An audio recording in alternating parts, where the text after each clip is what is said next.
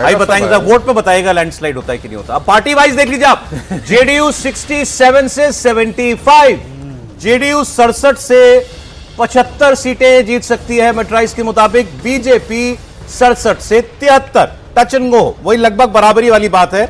इसमें कहिए slight as JDU को, एज आप पता लगा सर कितना होता है, इतना ही होता है 2 सीट का, ठीक है।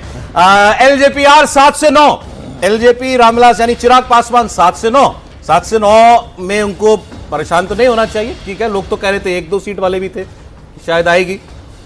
और आरएलएम एनडीए को ड्रैग किया है एलजेपी, आरएलएम 1 से 2 उपेंद्र कुशवाहा, ये रहा साहब एनडीए। तो एनडीए में जेडीयू 67 से 75, बीजेपी 67 से 73, मतलब स्लाइट मार्जिन से जेडीयू बेटर कर सकती है। तो लेकिन यह भी इस चुनाव की एक बड़ी कहानी होगी अगर यह सच होता है तो, कि जेडीयू बड़ी पार्टी बनी बीजेपी से।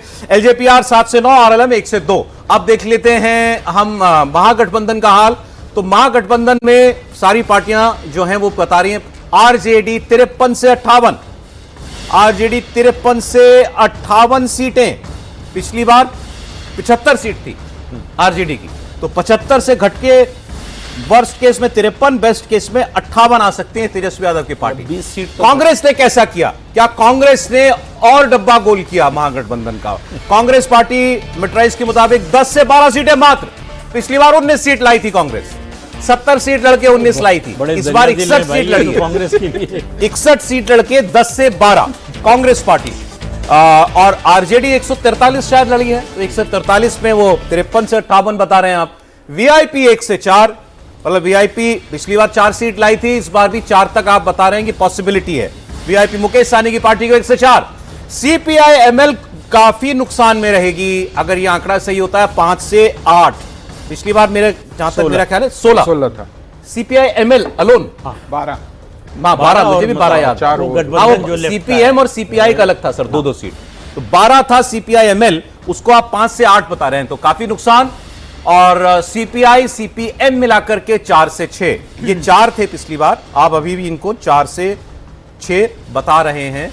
एआईएमआईएम का हमने आपको बताया 2 से 3, पिछली बार इनकी 5 थी। जनसुराज कोई नहीं चौंका पाई, जनसुराज सर्वे के मुताबिक तो अधिकतम 2 सीट पर ठहर जाना चाहिए। जनसुराज पार्टी 0 से 2 सीट, अन्य 0 से 5 सीट। तो अब इसके बाद बाकी रह जाता है वोट शेयर, वो मैं आता हूं थोड़ी देर में। अब मुझे आप बताइए, अब ये इतनी सारी कहानी जो आपने बताई है, वोट शेयर भी बता देते हैं चलिए। एनडीए 48.4%, 48.4। अब 2020 और 2010 की काफी बात हुई तो वो बता दूं आपको, पिछले चुनाव में था 37% दोनों, और 37 से बढ़ के 48.5% पर एनडीए जा रहा है। 11.5% वोट बढ़ रहा है एनडीए का हमारे सर्वे के मुताबिक।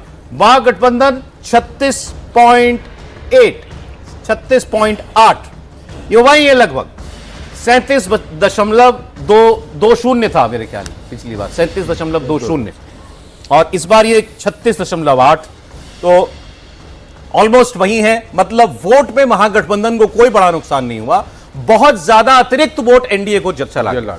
यह है कहानी इस चुनाव की।